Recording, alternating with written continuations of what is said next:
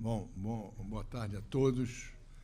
Vamos cumprir aqui o horário. Boa tarde aos internautas que nos acompanham. Obrigado por terem vindo. Esse ciclo Brasil Brasis é uma tentativa da Academia Brasileira de debater temas atuais do Brasil. Então, a ideia é sempre, uma vez por mês, a gente convidar pessoas para debater temas atuais e dar a sua contribuição eventual para os problemas brasileiros. O Domício Proença Filho é o coordenador geral desse ciclo, me pediu para representá-lo, teve que viajar com urgência para o Rio Grande do Sul, ele gostaria muito de estar aqui presente, então eu vou fazer as honras da casa. O Edmar Baixa vai ser o apresentador, né, da palestra, e queria que vocês soubessem, vocês sabem, mas eu vou ler aqui uma biografia do Edmar para atualizar, para vocês lembrarem. Edmar Lisboa Baixa é sócio fundador e diretor de estudos políticos, de política econômica da Casa das Garças, um think tank no Rio de Janeiro, um dos mais importantes do Brasil. Além de membro da Academia Brasileira de Letras, também membro da Academia Brasileira de Ciências. Formou-se em Economia pela Faculdade de Ciências Econômicas da UFMG.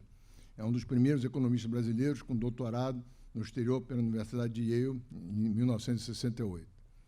Em 74, publicou uma fábula sobre o reino da Belíndia, que vocês devem estar lembrados. Junção de Bélgica com Índia, que se tornou, desde então, uma imagem recorrente das desigualdades do Brasil. Integrou a equipe econômica que dominou a hiperinflação com o Plano Real em 94. Aliás, são dois pais do Real aqui. Foi presidente do BNDES e do IBGE e professor em diversas universidades brasileiras e americanas. No setor privado, foi consultor sênior do Banco Itaú EBA e presidente da Associação Nacional de Bancos de Investimento. Autor de 12 livros, organizou outros 18 sobre temas econômicos, políticos e sociais do Brasil e da América Latina.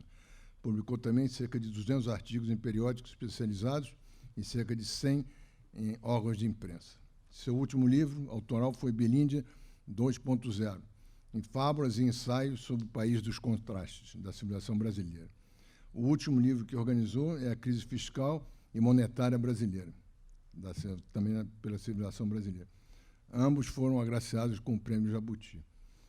Agora, ele é que vai ser homenageado num livro com o título de Belíndia ao Real, ensaios em homenagem a Edmar Baixa, com texto apresentado por colegas e ex-alunos em seminários da Casa das Garças, que será publicado pela Civilização Brasileira e lançado dia 25 no Rio e dia 30 em São Paulo.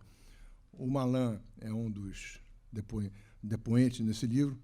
Eu escrevi uma introdução. O Pedro é dos organizadores também do livro. Então, dia 25, teremos aqui no Rio esse lançamento, dia 30 em São Paulo. Vou passar a palavra para o Edmar, que vai apresentar o Pedro Malan. Muito obrigado.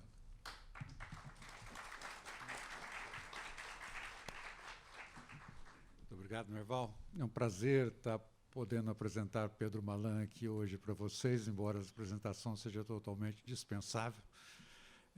De qualquer modo, deixe-me falar um pouquinho sobre o currículo do Pedro. Ele, para desespero do Sindicato dos Economistas, é engenheiro pela PUC, tem um doutorado em Economia pela Universidade de Califórnia, de Berkeley.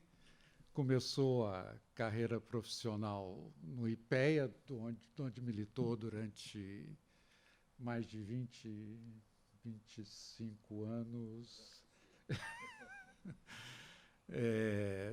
Desde cedo também ele participou da criação do mestrado em Economia da PUC, em 78, 79, depois que deixou o governo, voltou a ser professor de Economia na PUC, onde ainda está até hoje. Em 93, ele se mudou para Nova York, onde foi trabalhar na ONU. 83. Depois se mudou para Washington, onde foi diretor executivo do Brasil junto ao Banco Mundial e ao BID. Lá o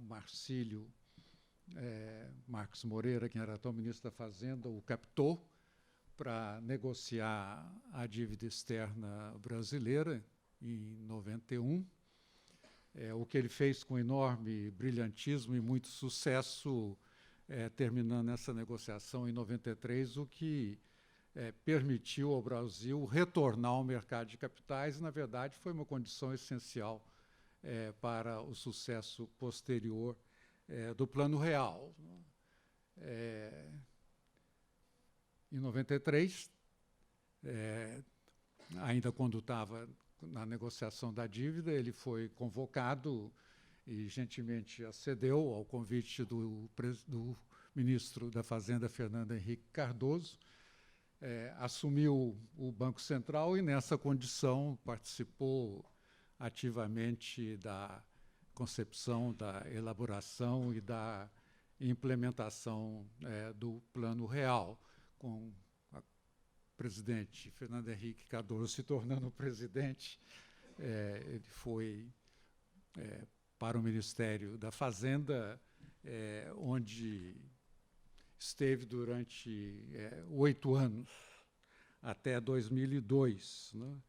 E entre as suas múltiplas realizações como ministro da Fazenda, merece menção as medidas para consolidar o Plano Real, como a renegociação das dívidas estaduais e municipais para com a União, a reestruturação do sistema bancário e a reforma administrativa do aparato governamental e a lei da responsabilidade fiscal em fins de 98, trouxe a bom termo uma profunda crise do balanço de pagamentos. Como resultado da bem-sucedida solução dessa crise, erigiu-se, no começo de 99, quando ele continuava no Ministério ainda, o denominado tripé da política macroeconômica, consistindo num superávit fiscal primário de tamanho suficiente para manter o controle da dívida. Vamos ver se ainda o que ele nos tem a dizer sobre esse assunto. Metas de inflação e taxas de câmbio flutuante. Desempenhou um papel fundamental na transição do governo Fernando Henrique para o de Luiz Inácio Lula da Silva, tendo tido um papel importante para a tranquilidade daquela transição tão complexa. Né? Retornou, como eu disse, em 2003, a carreira acadêmica, lecionando no Departamento de Economia da PUC do Rio, e também iniciou uma vida profissional no setor privado e atualmente é membro do Conselho de Administração de diversas empresas brasileiras e internacionais. É autor de dezenas de artigos e ensaios sobre economia, publicados em periódicos e livros especializados no Brasil e exterior. Acaba de publicar o livro Uma Certa Ideia do Brasil, entre o passado e o futuro. Espero que não seja entre o passado e o mais do que passado, em que reúne os artigos que escreveu mensalmente entre 2003 e 2018 para o Estado de São Paulo. E é sobre essa coletânea que eu imagino que ele nos falará hoje. Vamos falar, Pedro.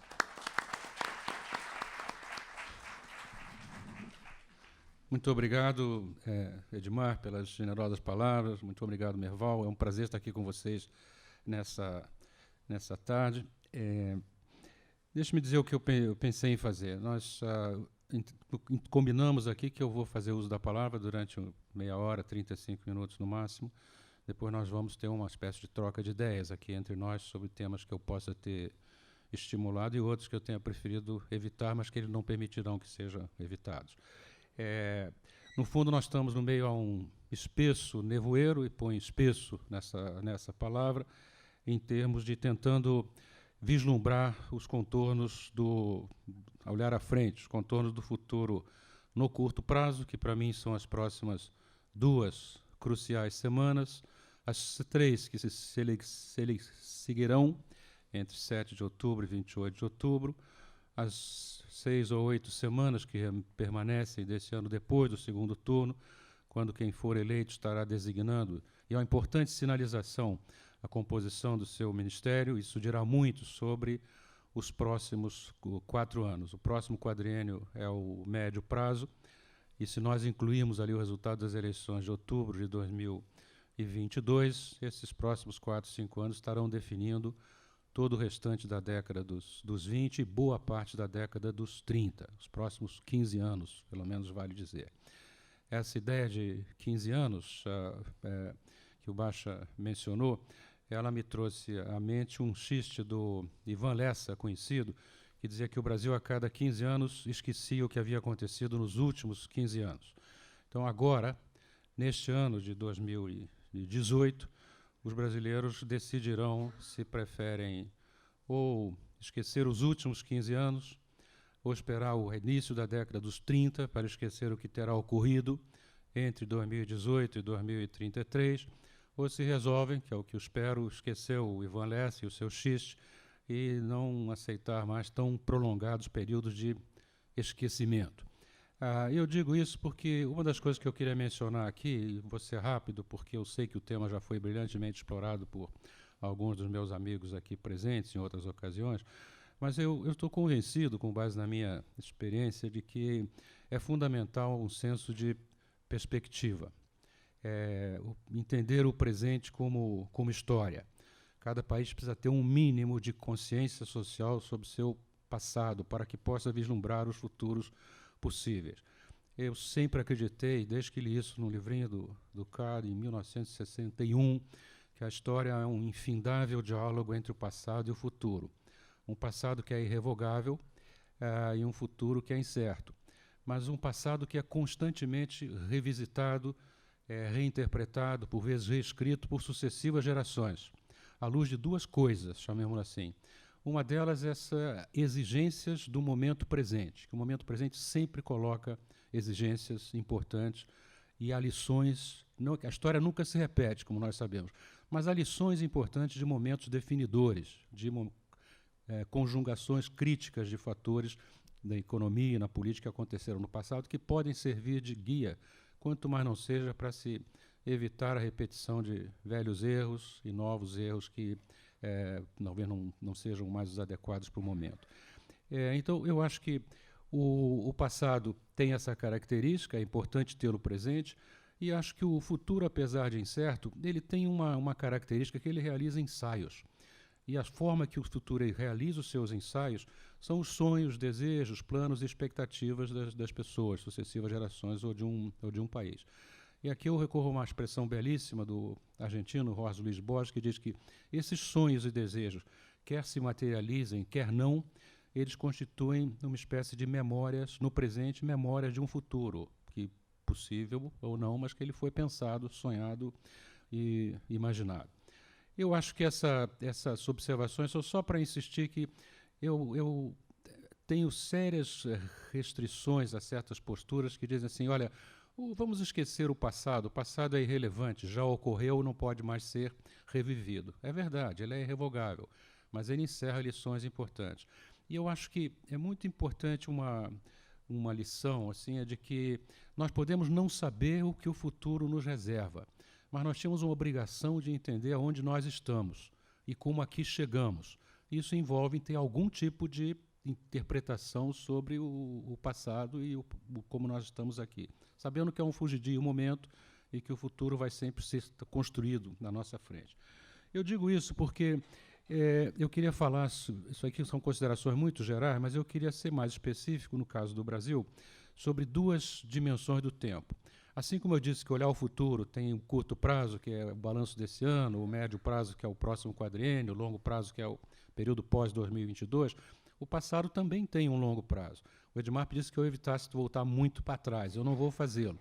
Eu quero só voltar atrás em 2 dimensões. Uma delas, que eu vou deixar para o segundo lugar, são os últimos 15 anos. O período 2003, 2018, que eu acompanhei mês a mês, como espectador engajado, aí já com um distanciamento que eu não pude ter nos 15 anos anteriores. Eu teria gostado de escrever um livro sobre os últimos 30 anos, mas nos últimos primeiros 15 anos desses 30, eu tive ocupado, como o Odmar mostrou aqui, com outras coisas que não me permitiam o distanciamento necessário que eu me permiti a partir de junho de 2003, depois de me envolver muito na transição FHC2, Lula 1, e de acompanhar os primeiros 6 meses do novo governo, Lula 1.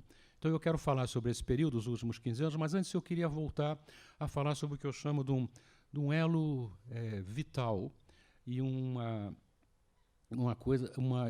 mudança estrutural que esteve na raiz das nossas mudanças nesse país. Eu acho que é importante entender isso, pelo menos para mim foi, espero que seja para alguns de vocês, que está na raiz desses problemas em décadas passadas e estará conosco, por isso que eu não estou falando isso por um desejo de olhar o passado por olhar o passado.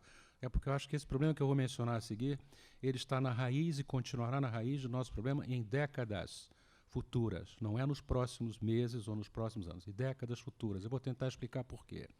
E o vínculo fundamental aqui é o vínculo de um processo que tem uma enorme singularidade e importância histórica no Brasil. Estou convencido que o Brasil será um caso de relevância global, um estudo de caso de relevância global, em termos da interação que nós tivemos entre nós, entre processo de mudança demográfica, urbanização e participação política de camadas da população brasileira que estiveram até a final da Primeira República, até os anos 30, praticamente excluídos do processo político. Deixe-me tentar explicar isso aqui, não tomar muito tempo e não aborrecê-los, principalmente com números. Vou pegar um gancho, sim, do Brasil em 1950, para não voltar muito atrás. Nós éramos 52 milhões de habitantes em 1950, dos quais 36% eram pessoas urbanas, habitantes de zonas urbanas, menos de 19, pouquinho menos de 19 milhões de pessoas. Hoje nós somos 208 milhões e mais de 86% são de urbanos. A urbanização no Brasil aumentou 50 pontos percentuais da população no período de 1950 para cá. O Brasil é o 5º maior país do mundo em termos de população, é o 4º em termos de população urbana e é o 3º em termos de aumento do número absoluto de pessoas em áreas urbanas depois de China e de Índia. Mas nenhuma delas, nem China nem Índia, teve a sua população urbana multiplicada de 19 milhões para quase 180 milhões, como nós tivemos no Brasil, um aumento de 9,5 vezes. Os Estados Unidos aumentou pouco mais de 2,5 vezes, e China e Índia aumentaram mais em termos absolutos a sua população urbana, que tem população muito maior, mas não aumentaram por um fator de 9,5 vezes. Eu menciono isso porque não é muito difícil um esforço de imaginação para pensar o que significa isso em termos de demandas por 3 tipos de coisas. Demandas por infraestrutura física, energia, transportes, comunicações, portos, sistema de transporte multimodal, infraestrutura humana, educação, saúde, segurança, habitação, e terceiro, na sequência, preocupações legítimas com padrões de distribuição de renda e principalmente de oportunidades, além de pobreza absoluta no Brasil. Eu quero dizer que este processo de urbanização intensa e crescimento demográfico intenso, que a nossa população cresceu, principalmente entre 50 e 80, quase 3% ao ano, significa uma enorme demanda e exigência, na verdade, por parte de qualquer governo de responder a elas. Nós tivemos, nesse período, dois tipos de governos centralizadores e autoritários, entre 1930 e 45, e, de novo, no regime militar, 64 85, e 2 regimes democráticos, 46 a 64 e 85 até agora. Todos foram obrigados a dar algum tipo de resposta a esse tipo de demandas que se colocam naturalmente pela pressão demográfica e pressão da urbanização e pressão das demandas para o governo fazer algo na área social também. Norberto Bobbio, um grande cientista político italiano, mencionou a diferença entre o regime democrático e o autoritário, é que num regime democrático a demanda é livre, se expressa livremente, e a resposta é mais difícil. A demanda é livre porque não há nenhuma restrição à expressão de demandas sobre o sistema, sobre o governo e o Estado, e existe um processo legal, legislativo, judiciário, que pode diferir no tempo a velocidade dessas respostas. Um regime autoritário, por ser autoritário, ele pode conter a expressão dessas demandas, ao mesmo tempo que pode ser aparentemente mais eficaz naquelas que ele resolve atender, porque ele eliminou várias outras ao não considerá-las. Mas todos têm que responder de alguma maneira. O Zé Murilo de Carvalho, um membro dessa academia, tem um trabalho extraordinário em perspectiva histórica, mostrando que esse aumento da participação popular no Brasil é um fenômeno recente. Portanto, eu não vou voltar, como eu gostaria, se o Edmar não tivesse me proibido, a um passado mais distante, para mostrar coisas que são parte da nossa Constituição como sociedade. Mas é um fenômeno da segunda metade do século XX, do século passado, esse aumento da participação política no processo. E essa tentativa de respostas, mesmo durante os regimes autoritários. Foi, por exemplo, políticos astutos como Vargas, que na década dos 30 perceberam a importância que teriam trabalhadores urbanos no processo político brasileiro. E daí surgiu a sua decisão de consolidação da lei do trabalho, adoção do salário mínimo em 1940, a consolidação das leis em 43. Mas até 1930, menos de 5% da população brasileira votava.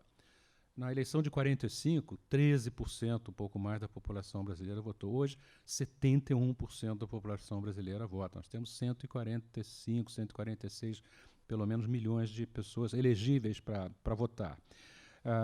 O Brasil é a terceira maior democracia de massas urbanas do mundo. E tem muitos países que olham com interesse o Brasil, particularmente porque a nossa transição foi rapidíssima na fase do crescimento, população e urbanização, e está sendo rapidíssima na transição e no envelhecimento da sociedade brasileira hoje. Eu não quero aborrecê-los com números, mas só dizer, a partir do final da década dos 40, apenas a população de mais de 60 anos estará aumentando. Hoje a população do Brasil está crescendo a 0,7, vai crescer a pouco mais de 0,4 na próxima década, vai parar de crescer no início dos anos 40 e vai começar a declinar. Nós temos um problema sério em gestação, já é visível hoje, no crescimento das despesas associadas ao processo de envelhecimento da população. E estamos correndo um risco sério de nos tornarmos um país senil antes de nos transformarmos num país que superou a barreira da renda média, se nós não conseguimos equacionar a questão do crescimento sustentado ao longo do tempo neste processo de responder essas demandas. Eu digo isso porque não é trivial o esforço que foi feito, e ele foi feito numa sequência. Assim como o Zé Murilo chamou que nós tivemos uma sequência aqui, no caso clássico da Inglaterra, vieram primeiro os direitos individuais, associados por um judiciário que foi capaz de fazê-los se respeitar perante o executivo. Depois vieram direitos políticos, que foram ratificados pelo legislativo, e depois vieram os direitos sociais, aprovados pelos legislativos. Esse foi o caso clássico da Inglaterra. Os Zé Murilo, no nosso caso, a sequência foi inversa. Primeiro vieram os direitos sociais, depois os direitos políticos e, por último, vieram os direitos individuais. Até muito pouco tempo atrás ainda se dizia, no Brasil ainda se diz, que tem pessoas que não são qualquer um, que não podem ser tratadas, que a lei não é igual para todos. O nosso processo foi inverso. O Zé Murilo tem um livro cuja leitura eu recomendo a todos que estiverem me vendo e me ouvindo, que é um livro sobre o longo caminho, a formação da cidadania no Brasil. Aliás, o último livro dele, sobre o pecado original da República, é imperdível também. Mas eu queria só enfatizar que no Brasil, primeiro se impôs, pela natureza das coisas, baixa participação política e as demandas naturais, se impôs a demanda por investimentos em infraestrutura. Em 1950, por exemplo, o Brasil tinha só 1.880 megawatts de potência instalada, energia elétrica instalada no Brasil. Menos de 1% da população tinha telefone. Havia no máximo 5 estradas interestaduais pavimentadas no Brasil em 1950. Então, Não é à toa que o programa, por exemplo, de metas do Juscelino Kubitschek, na segunda metade dos anos 50, 72% dos recursos eram para energia e transportes. Educação era 4%. As demandas que se colocavam para um país que estava querendo acelerar o seu processo de crescimento, em condições de restrição externa, que era a situação nos anos 50 para o Brasil, eram demandas que se colocavam na área de expansão da infraestrutura, em particular transportes e energia.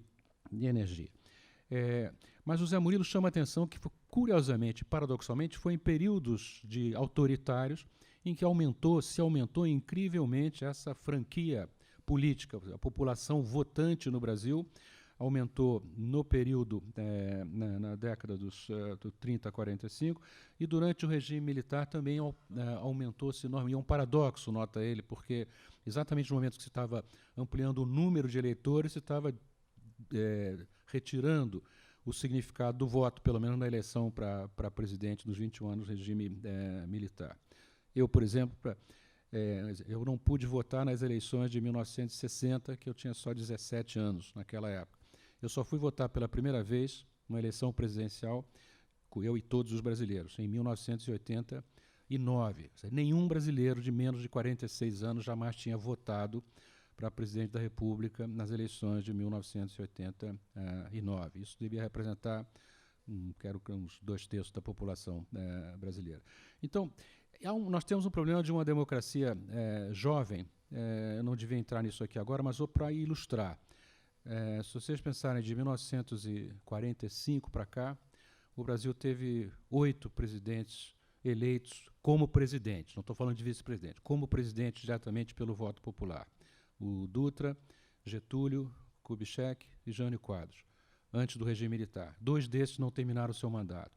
Depois do regime militar, nós tivemos mais 4 presidentes eleitos como presidente diretamente pelo voto popular. Collor, Fernando Henrique, Lula e Dilma. 2 desses não terminaram seus mandatos. Metade dos 8 presidentes de 45 para cá não terminaram seus mandatos. Só do período de 45, de 30 para cá, só 3 presidentes da República, eleitos diretamente como presidente pelo voto popular, passaram o cargo a outro presidente civil, também eleito diretamente pelo voto popular. Kubitschek, Fernando Henrique e Lula. Desse só, Lula recebeu e transmitiu o cargo de um presidente eleito diretamente pelo voto popular. Eu digo isso porque mostra que talvez sejam as dores do crescimento de uma jovem democracia.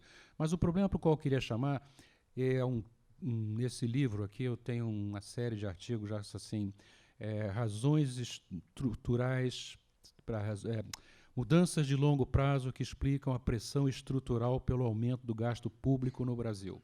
São essas demandas que eu mencionei por infraestrutura humana, física e demandas por ligar com pobreza absoluta e com distribuição de renda e de oportunidades no Brasil. O problema é que não é por acaso que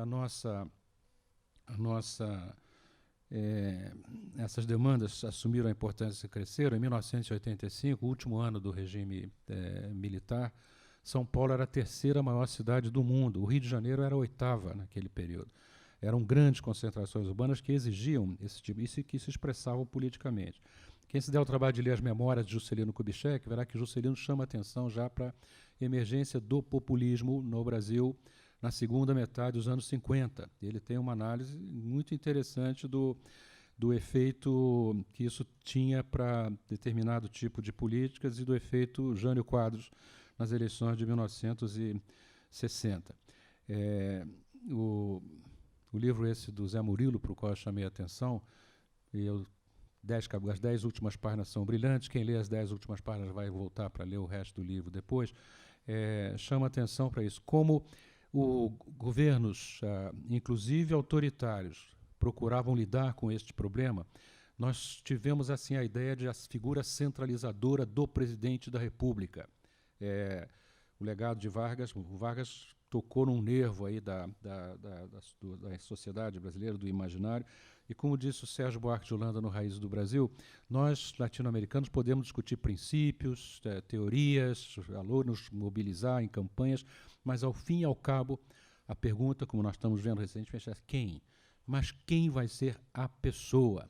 que vai ser capaz de responder a esses desafios. E eu, velho, na minha velha experiência, eu tento convencer, sem sucesso, devo dizer, as futuras gerações, as novas gerações, que muito mais importante, ou tão importante quanto a palavra quem, a pessoa, é saber com quem mais será capaz de se cercar,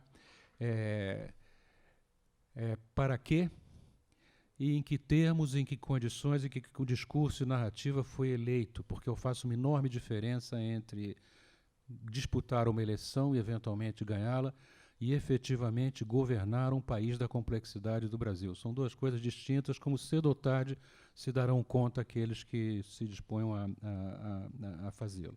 Mas o ponto fundamental que eu queria enfatizar aqui para a discussão é o seguinte, e vou ilustrar com um dado. O gasto total do governo em resposta a essas demandas que eu mencionei, de 1991 até 2016, passou de 11 pontos percentuais do PIB para 20 pontos percentuais do PIB, com tendências ao crescimento por conta dessas demandas. Porque uma coisa é quando você está tentando responder com prioridade às demandas por investimento em infraestrutura. A outra é quando você está tentando responder a investimentos em infraestrutura e mais investimentos em infraestrutura humana. A outra é quando você está tentando responder a investimentos em infraestrutura, vários tipos de infraestrutura física, infraestrutura humana, e mais atender às demandas por eliminação de pobreza absoluta e de redução de desigualdades na distribuição de renda e de oportunidades do Brasil. Nós, de certa forma, sobrecarregamos o Estado brasileiro, o governo federal, governos estaduais e muitos municípios, com a tentativa de responder a essas legítimas demandas, mas sem uma preocupação com a coisa que é normal em democracias mais estabelecidas e consolidadas, que é a escolha de prioridades. Dizer, se é perfeitamente razoável que se queira expandir os gastos em determinados setores, em determinadas atividades, em determinados programas. Mas não é possível expandi-los a todos. E todos parecem desejáveis. Todas as pessoas são articuladas, são racionais, defendem os seus argumentos, e parece que, por que não atendê-los? Parece tão razoável a proposta de fazer tal coisa. Alguém, e geralmente costuma ser o pobre coitado do ministro da Fazenda, que é obrigado, e a sua equipe, que é obrigado a fazer uma operação que, no fundo, é uma operação simples, uma operação aritmética de soma. E dizer assim, olha, isso é o conjunto das demandas com as quais o Estado brasileiro se defronta, é possível atendê-las a todos com a arrecadação que temos, com as limitações ao endividamento do Estado do setor público? A resposta é não. A resposta sendo não, significa que há difíceis escolhas que tem que ser, necessariamente, que têm que ser feitas. E essa é a razão do processo político. Em qualquer parlamento do mundo moderno, o orçamento é enviado ao parlamento, e o parlamento lá tem poderes de alterar a composição dos gastos do governo. É um poder que o parlamento tem. E decidir as áreas em que pretende expandir. Mas ele é obrigado também, e no caso do Brasil, a Lei de Responsabilidade Fiscal o obriga a isso, a identificar quando quer expandir um gasto sem a preocupação com a soma do agregado, ele é obrigado a identificar ou bem o imposto que está propondo aumentar para financiar aquele gasto, ou indicar qual é o outro gasto. Não é nem corte, às vezes, é qual é o outro gasto cuja velocidade de crescimento e expansão ele vai conter para permitir aquela questão. Esse é a nossa dificuldade maior.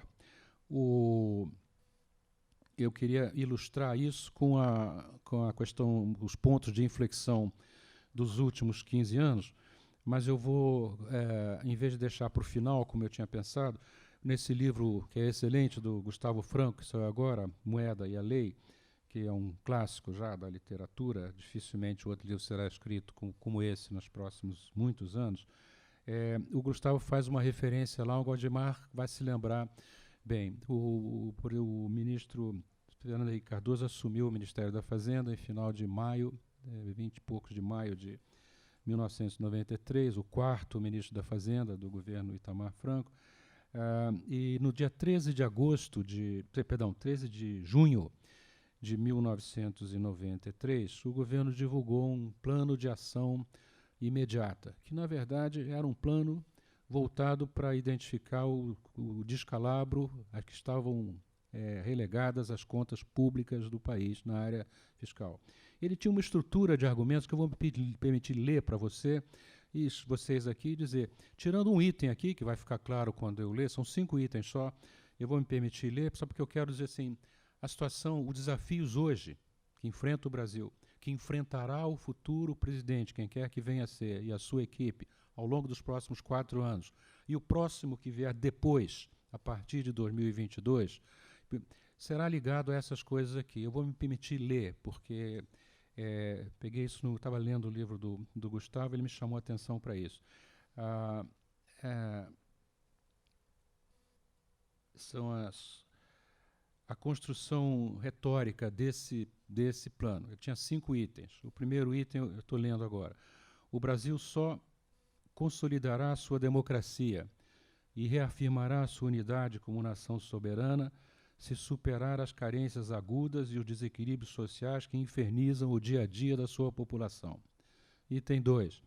A dívida social só será resgatada se houver, ao mesmo tempo, a retomada do crescimento autossustentado da economia. Item 3. A economia só voltará a crescer de forma duradoura se o país derrotar a superinflação, que, estou lendo, coisa foi escrita em 93, hein? Junho de 90, divulgado em junho de 93. Item 3. A superinflação só será definitivamente afastada do horizonte quando o governo acertar a desordem das suas contas, tanto na esfera da União como dos estados e municípios. Item 5. E as contas públicas só serão acertadas se as forças políticas se decidirem caminhar com firmeza nessa direção, deixando de lado interesses menores. Isso aqui, tirando o item da superinflação, que foi derrotada com o Plano Real, os outros continuam sendo os grandes desafios que terá que enfrentar quem quer que venha a partir de 1º de janeiro de 2019 e por muitos e muitos anos, dada a magnitude dos desafios a enfrentar e a magnitude dos desequilíbrios.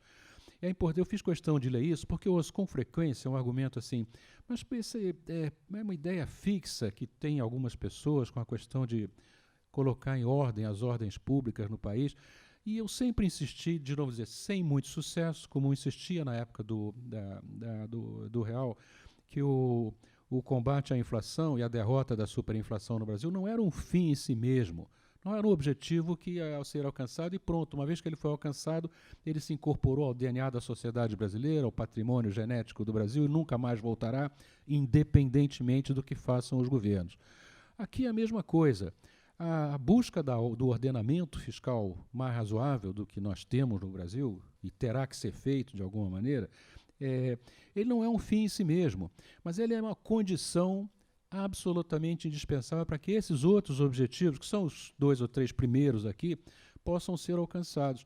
A ideia é que seja possível alcançar esses objetivos sem o equacionamento do problema das finanças públicas é ilusório. E eu queria permitir, o meu tempo está acabando, eu quero falar rapidamente, então, sobre, se posso, disposto a conversar com vocês, sobre os pontos de inflexão dos últimos 15 anos. E quem quiser ler o livro, pode ler. Quanto eu tenho mais? Fica à vontade, fica à vontade. O ponto de inflexão dos últimos 15 anos. Eu vou ser rápido aqui, porque está registrado lá no livro. Quem quiser pode dar uma olhada. Um ponto de inflexão importante, para mim, pelo menos, é para quem esteve envolvido lá, foi a transição do governo FHC-2 para Lula 1, a partir de meados de 2002. Não vou entrar em detalhes aqui, mas eu pensei, à época, que aquela transição tinha estabelecido um padrão para transições futuras no Brasil, dada a forma civilizada em que ela teve lugar. Teve uma coisa que está faltando agora, que é, embora eu devo registrar o esforço aqui que o atual ministro da Fazenda e o presidente do Banco Central têm feito para conversar com os economistas dos principais partidos que estão disputando a eleição. É meritório e acho que merece todo o respeito. Mas lá nós fizemos isso de uma maneira mais prolongada e, fundamentalmente, ele teve algum efeito, aquele diálogo. Acho que mencionei nos artigos aqui que nós decidimos lá, o governo em vigor, de ter um acordo com o Fundo Monetário Internacional, de um valor que era expressivo, 30 bilhões de dólares, para facilitar a transição. O presidente Fernando Henrique chamou ao Palácio do Planalto, no dia 19 de agosto de 2002, todos os principais candidatos. Tiveram lá Lula, com todo o seu estado maior, o núcleo duro do seu grupo econômico e político, o José Serra, o Ciro Gomes, chamamos até o Garotinho, com seu time, para explicar como é que nós estamos vendo a situação do Brasil e para dizendo que aquela incerteza que então pairava sobre nós era derivada de dúvidas e incertezas sobre o que faria um futuro governo, a partir de 1º de janeiro de 2003. Portanto, eles tinham uma enorme responsabilidade com o seu teor do seu discurso, teor das suas... e havia razões não totalmente infundadas para ter dúvidas sobre o que poderiam fazer à luz de textos publicados e ações tomadas.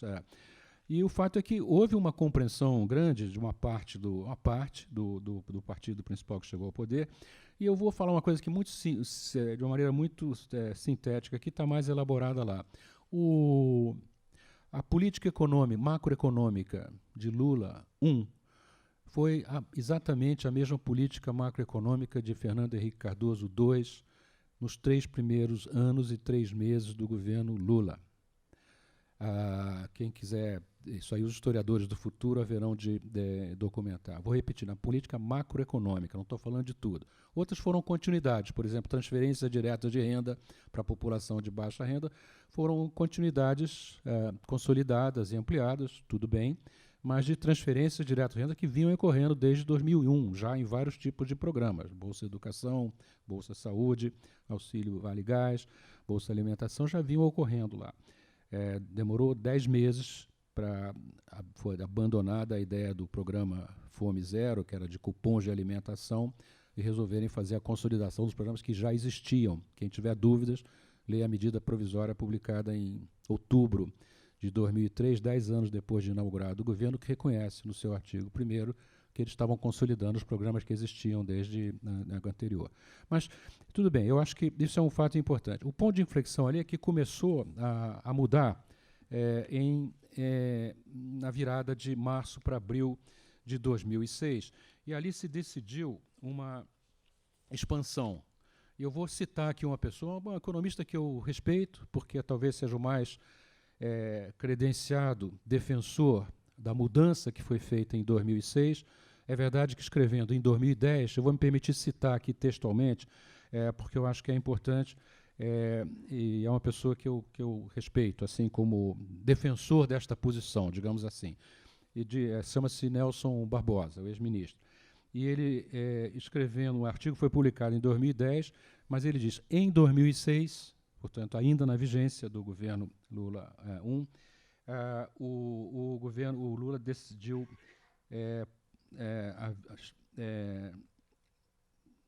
perdão, eu não quero ler demais aqui. Não, eu vou ler tudo. A visão desenvolvimentista do governo Lula combina vários argumentos sem refletir uma escola de pensamento econômico homogênea, em contraponto ao caráter teórico e ideologicamente mais coeso da visão liberal.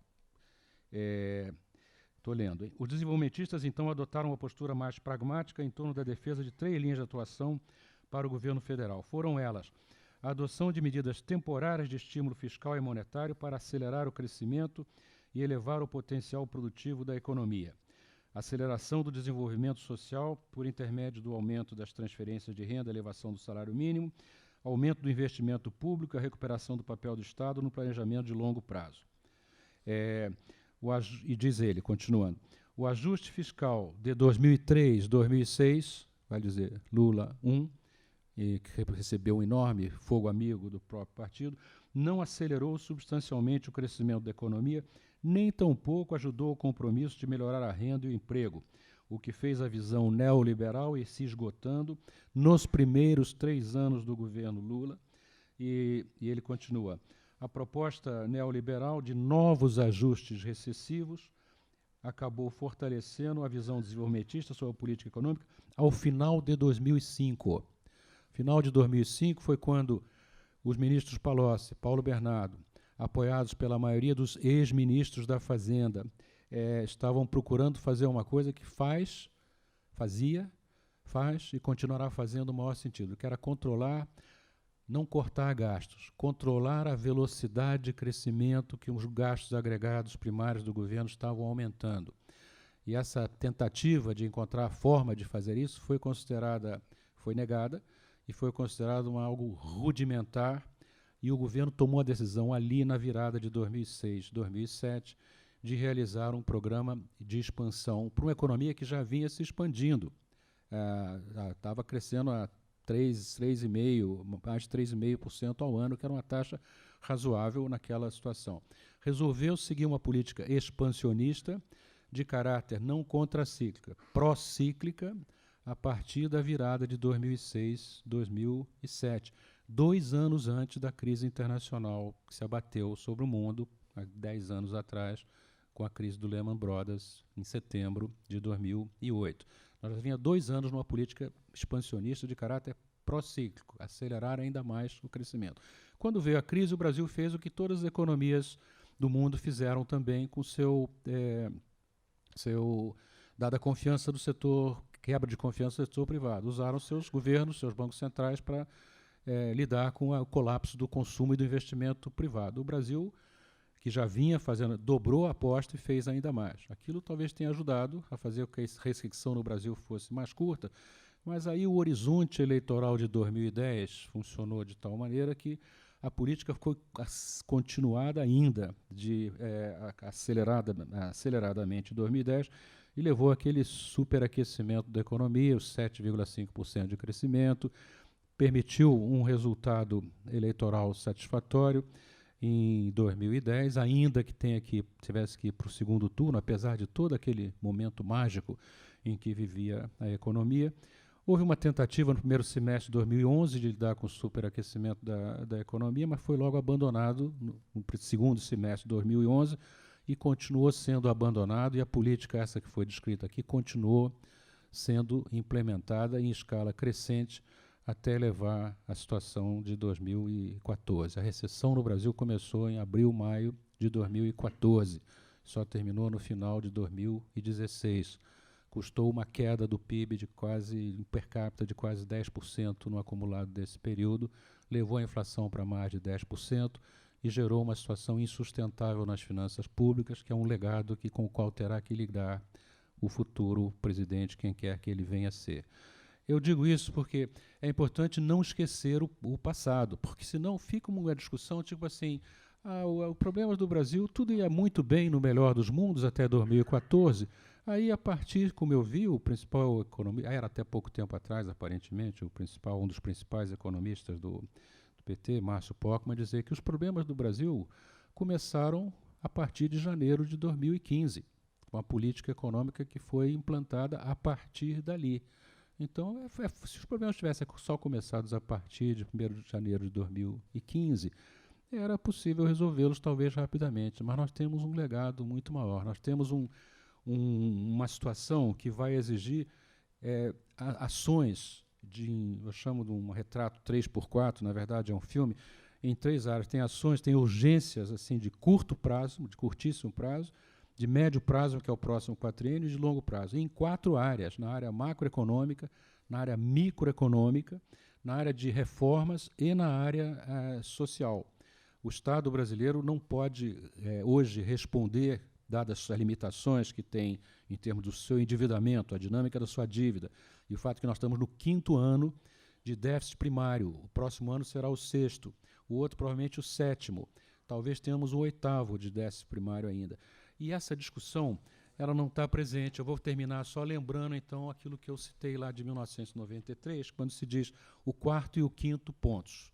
O 4º e o 5º pontos eu vou ler de novo. A inflação foi afastada.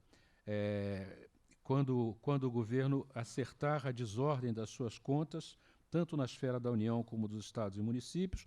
E o último, as contas públicas só serão acertadas se as forças políticas se decidirem caminhar com firmeza nessa direção, deixando de lado interesses menores. E eu incluo aqui interesses menores só para concluir com uma observação.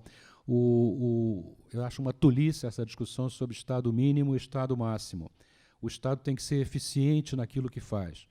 E o bom combate não é contra o Estado em si, é contra um Estado que não tem condições de se equilibrar suas contas, mas contra um Estado que apropriação indébita e espúria da máquina pública e o uso das instrumentalidades do poder para beneficiar partidos, interesses, pessoas e enriquecimento pessoal. Esse que devia ser o grande combate que tem, não contra o Estado definido genericamente.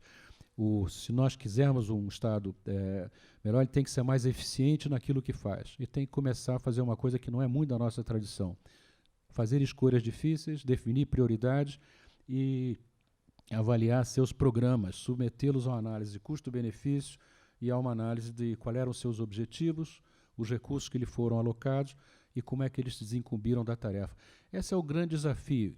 E eu acho que eu gostaria que ele tivesse aparecido com mais clareza nos debates e nas narrativas que nós observamos ao longo dos últimos 12 meses. E acho que o tempo é curto, 2 semanas, mais 3 semanas, que o país possa aprofundar isso, quanto mais não seja para entender o que realmente, em termos de governabilidade, a pessoa que será eleita terá condições de fazer à luz do que prometeu e disse que faria, e qual foi o grau de entendimento que demonstrou da magnitude dos desafios a enfrentar. Muito obrigado a todos. Desculpe ter falado demais. Prazer estar aqui com vocês.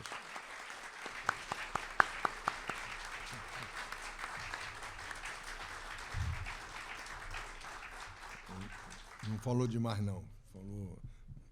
Foi ótimo. O Edmar agora quer fazer tem umas dúvidas aqui para você esclarecer. Vamos lá. Não, a minha dúvida, na verdade, é uma pergunta que se refere ao seguinte: você foi extremamente bem-sucedido em convencer o Palocci na transição de 2003 sobre a necessidade de mudanças de rumo, uma vez eleito, em relação ao que era a programação anterior, especialmente Manifesto de Olinda, do PT, né? E foi tão bem sucedido que isso gerou, posteriormente, não só a Carta aos Brasileiros, do Lula, mas efetivamente, ao longo dos primeiros 2 anos, né, um processo importante de ajuste fiscal, de continuação do ajuste fiscal que você tinha implementado a partir da crise do balanço de pagamentos, mas também reformas estruturais importantes, como a Previdência. Na verdade, foi uma reforma previdenciária até mais importante do que tinha sido conseguido durante o tempo do Fernando Henrique Cardoso, ou seja, você teve muito sucesso naquilo. Então, eu fico imaginando, né, se você agora se travestisse na figura do seu amigo, o Eduardo Guardia, né, e tivesse que aconselhar o próximo ministro da Fazenda e o próximo presidente da República, o que você diria que seriam as suas prioridades básicas para os primeiros 100 dias do próximo governo na área econômica? Pensei que ele fosse meu amigo. Primeiro, o Edmar sabe bem que primeiro, não foi eu digo sempre, isso nunca é tarefa de uma pessoa. Teve várias pessoas envolvidas em tentar mostrar que o partido deveria lidar com o seu passado. No seu passado eu incluo ali plebiscitos pela suspensão dos pagamentos das dívidas externa e interna, como fizeram em setembro de 2000, as votações contrárias à lei de responsabilidade fiscal, dizendo que a responsabilidade fiscal era incompatível com a responsabilidade social, que é uma mentira.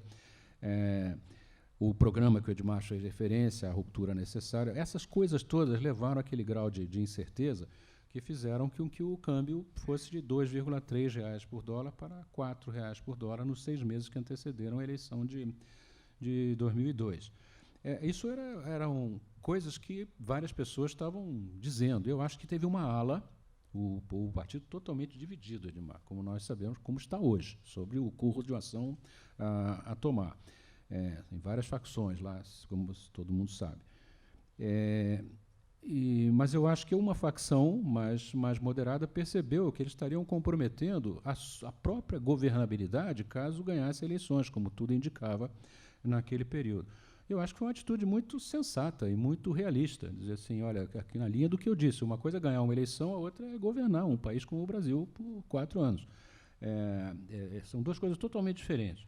Os discursos de campanha, as bravatas de campanha, as promessas de campanha elas voltam depois, cobradas de alguma maneira. A base de sustentação no Congresso tem que ser conquistada. Tem maneiras espúrias de fazê-lo e outras não. Enfim, você perguntou ao Guardia, que conselho eu daria ao Guardia? Que conselho se você fosse Guardia, você daria? Eu cheguei numa idade que eu já posso me permitir dar conselhos. O Guardia foi meu secretário de Tesouro, viveu aquela transição lá. O que ele está fazendo é exatamente o que ele devia estar fazendo. Mas ele e o presidente do Banco Central, Ilan, que é chamar as pessoas, não podem chamar os presidentes. Naquela época também não podia chamar os candidatos a presidente. Ministros não chama candidato a presidente. É o próprio presidente da República, se assim o desejar, que deve fazê-lo. Mas eles estão conversando sobre isso, assim, fazendo coisas. Você perguntou a reforma da Previdência. O Guardia está fazendo o que eu tentaria fazer se estivesse no lugar dele. Não é esperar os 100 dias, não.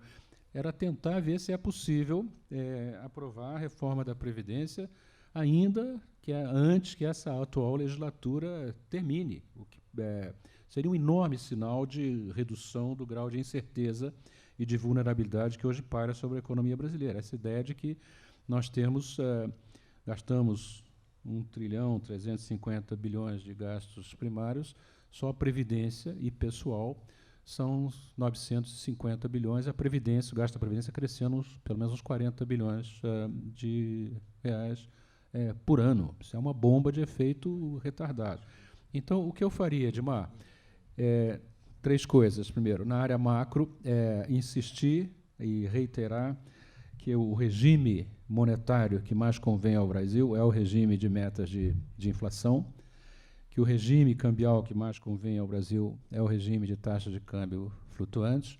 Eu faço uma distinção entre o regime, que é uma decisão política, e as formas de operacionalização do regime, como é que é a função de reação do Banco Central, e as discussões sobre níveis específicos de juros e câmbio, mas seria um elemento importante dizer agora que os 2 regimes não vão ser alterados, dadas certos sinais que foram dados aí por alguns nessa área, na área macro.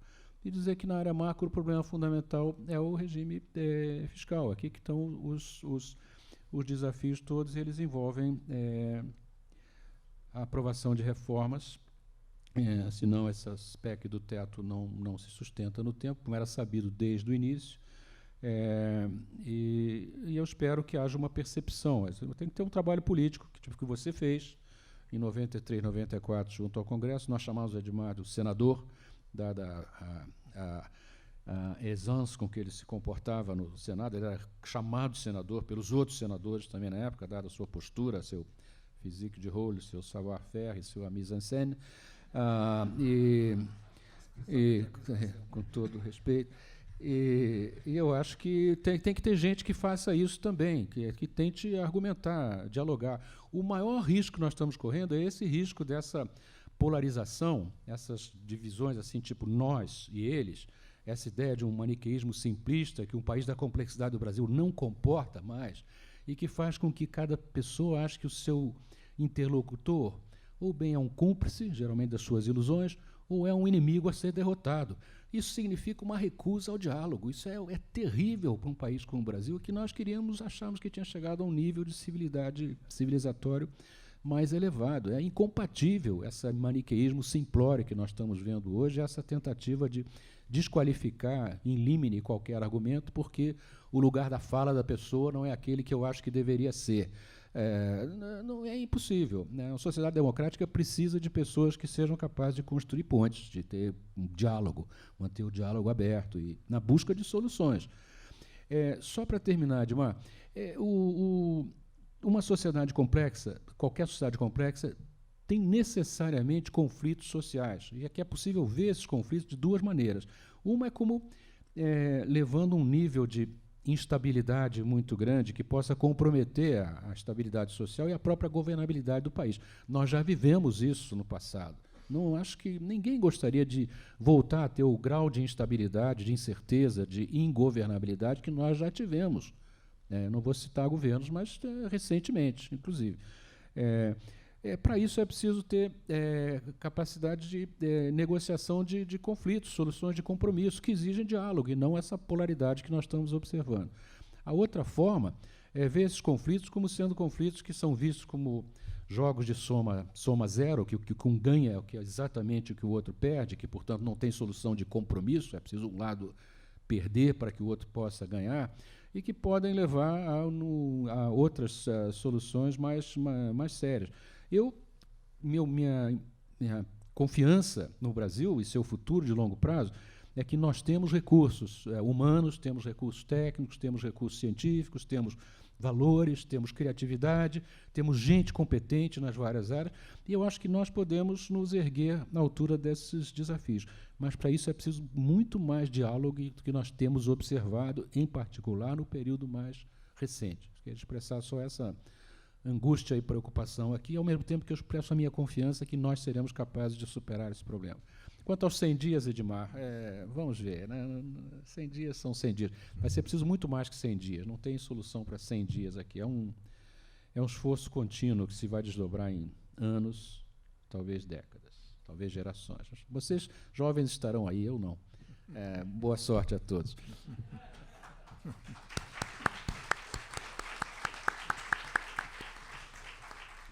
Bom, muito obrigado, Malan, obrigado ao Edmar.